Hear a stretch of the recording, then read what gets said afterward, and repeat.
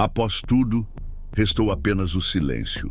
Um silêncio sufocante, um silêncio que falava mais alto do que qualquer grito. Sodoma e Gomorra haviam sido destruídas, não por exércitos, não por guerras, mas pelo próprio fogo do céu.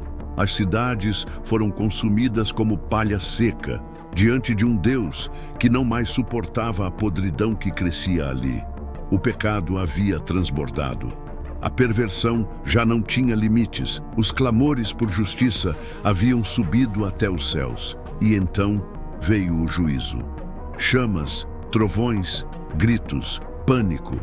Homens, mulheres, crianças, todos tomados pelo terror de algo que nunca haviam visto antes. Ló estava lá. Testemunhou o início do fim. Ouviu os avisos. Recebeu a visita de anjos. E mesmo assim, ainda hesitou, mas Deus, por amor a Abraão, seu tio, o homem com quem ele fizera aliança, teve misericórdia de Ló e enviou os anjos para tirá-lo de lá à força. Fuja! Rápido! Não olhe para trás e não pare em lugar nenhum. Do vale, fuja para as montanhas, senão você morrerá, disseram os anjos, enquanto a destruição se aproximava. Com ele estavam sua esposa e suas 2 filhas. Eles correram. Subiram montanhas. O ar estava pesado, o chão tremia.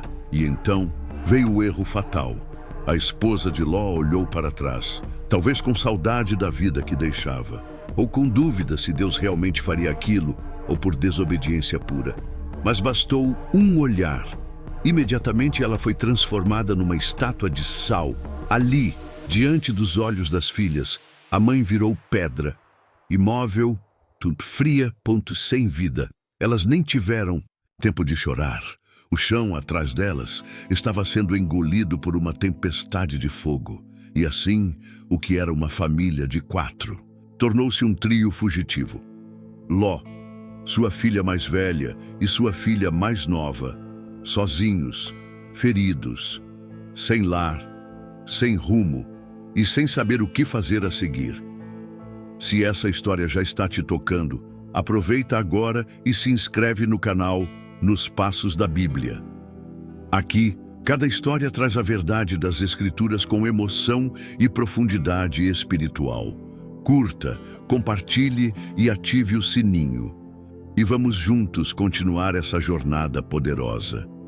Após o juízo de Deus cair sobre Sodoma e Gomorra, Ló e suas filhas continuaram sua fuga, agora sem a presença da esposa e mãe, transformada em sal. Eles chegaram à pequena cidade de Zoar, uma das poucas que não havia sido destruída. Zoar era modesta, cercada por montanhas, e ali buscaram abrigo por algum tempo. Mas Ló estava apavorado. O medo de que o juízo de Deus caísse também sobre Zoar o dominava. Ele não confiava mais em muros, nem em cidades. Sabia que quando o Senhor decide purificar a terra, nada pode resistir. Então tomou uma decisão estranha, uma escolha que mudaria tudo. Ló abandonou Zoar com suas filhas e subiu para as montanhas. Lá encontrou uma caverna, fria, escura, úmida, um lugar longe de tudo, longe das cidades, longe dos pecados, mas também longe de toda a civilização. Ele queria segurança. Elas, no entanto, começaram a mergulhar num desespero silencioso. As filhas de Ló haviam perdido tudo: sua casa, seus amigos, seus sonhos, sua mãe. Agora viviam trancadas numa caverna, sem saber se havia mais alguém vivo além delas. Dia após dia, olhavam para o céu e se perguntavam: o que sobrou da humanidade? Teremos alguma chance de formar uma família? Haverá um amanhã? O tempo foi passando e com ele crescia um pensamento, distorcido em seus corações. Talvez sejamos as últimas mulheres sobre a terra. Elas eram filhas de um homem justo, mas que escolhera viver entre os ímpios. Cresceram em Sodoma, cercadas por depravação. Ouviram desde pequenas as risadas dos que zombavam de Deus e agora, sem uma referência espiritual firme, tomaram uma decisão baseada no medo e não na fé. Uma decisão que ecoaria por gerações. Certa noite, quando as sombras tomaram conta da caverna, a filha mais velha chamou a irmã mais nova para conversar. Sussurrando, disse: "Nosso pai está velho. Não há homem na terra que se una a nós, como é o costume de toda a terra. Vamos embriagá-lo com vinho e deitar com ele para que preservemos nossa linhagem." Era um plano que só poderia nascer do desespero e da falta de esperança. Elas não consultaram a Deus, não oraram, não jejuaram, simplesmente agiram. Naquela noite, prepararam vinho para o pai. Ló, cansado, fragilizado, não questionou. Bebeu até perder os sentidos. Estava tão embriagado que nem percebeu quando a filha mais velha se deitou com ele, e nem quando ela se levantou. No dia seguinte, como se repetissem um ritual sombrio, fizeram o mesmo. Mais vinho, mais embriaguez, mais pecado. Dessa vez, foi a filha mais nova quem se deitou com o próprio pai. Mais uma vez, Ló não percebeu. Não sabia, não viu, nem ouviu, mas Deus viu. Meses depois, ambas estavam grávidas, sem casamento, sem bênção, sem honra, mas com consequências eternas. A filha mais velha deu à luz um menino e o chamou de Moabe, que significa do pai. A filha mais nova também teve um filho e o chamou de Ben-Ami, que significa filho do meu povo. Esses dois meninos cresceriam para se tornarem pais de duas nações inteiras, os Moabitas e os Amonitas. Nações que mais tarde iriam perseguir, lutar contra e oprimir o povo de Israel. Veja como uma decisão tomada fora da vontade de Deus pode desencadear séculos de conflito. As filhas de Ló quiseram garantir descendência, mas criaram povos que se rebelariam contra o Senhor. Moabe e Ben-Ami cresceram nas montanhas. Dois meninos nascidos do pecado, mas destinados a formar grandes povos. Eles não sabiam de onde vinham, não conheciam a verdade sobre sua origem, mas carregavam, no sangue, o peso de um segredo escondido na caverna. Moabe tornou-se o pai dos Moabitas, um povo que cresceria ao leste do Mar Morto, e Ben-Ami, o ancestral dos Amonitas, povo estabelecido ao norte de Moabe. Ambas as nações herdaram traços espirituais da raiz que os gerou: medo, autossuficiência, rebeldia. E com o tempo, se tornaram inimigos declarados do povo de Deus. Os Moabitas adoravam deuses pagãos, como Quemos, ofereciam sacrifícios humanos, promoviam imoralidade como culto.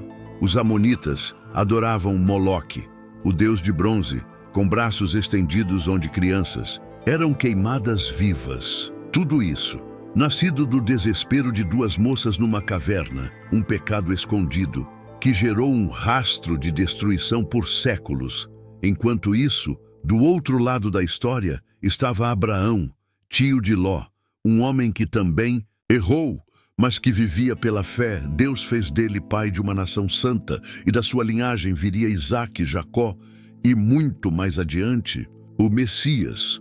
O contraste entre Ló e Abraão é gritante. Abraão construiu altares. Ló escolheu as campinas férteis de Sodoma. Abraão ouvia Deus. Ló convivia com os ímpios.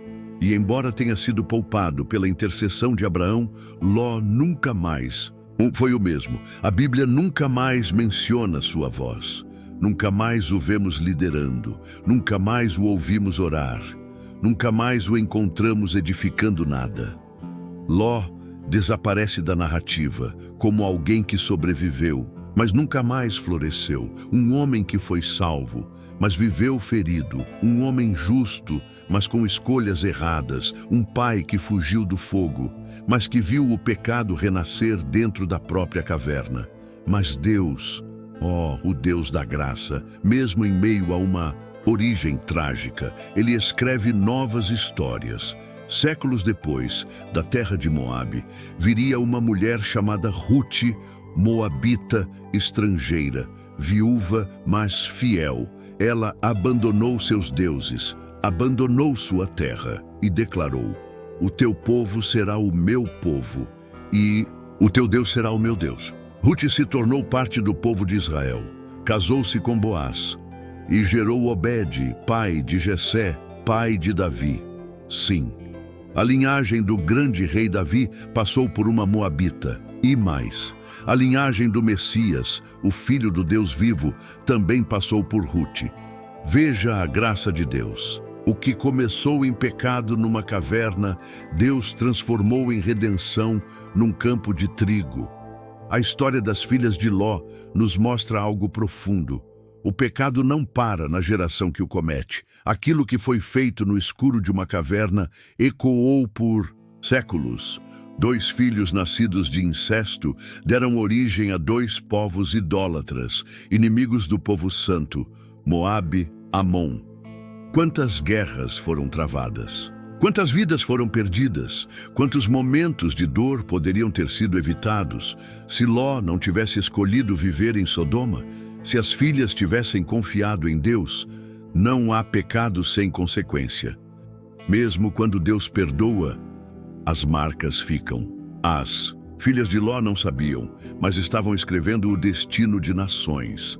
Cada decisão nossa também escreve algo. Na nossa história, na história dos nossos filhos, na eternidade. Um detalhe chocante nessa história é que Deus não é mencionado em momento algum após a fuga da caverna.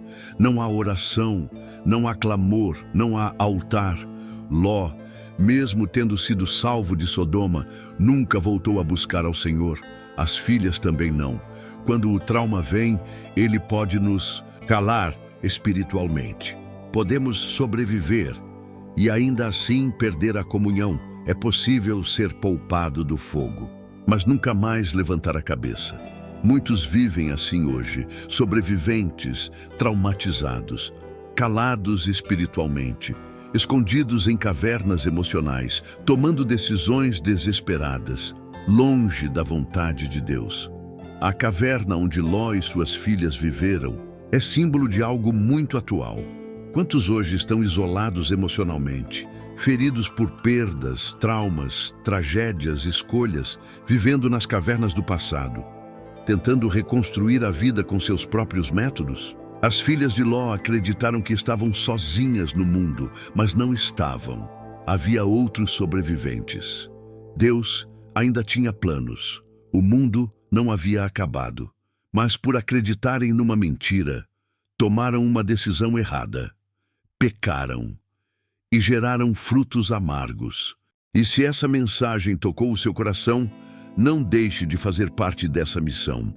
Inscreva-se agora no canal Nos Passos da Bíblia, ative o sininho para não perder nenhuma história e compartilhe essa palavra com alguém que precisa ouvir. Deixe aqui nos comentários: Senhor, escreve tua vontade na minha história. Vamos juntos espalhar o Evangelho com profundidade, beleza e verdade.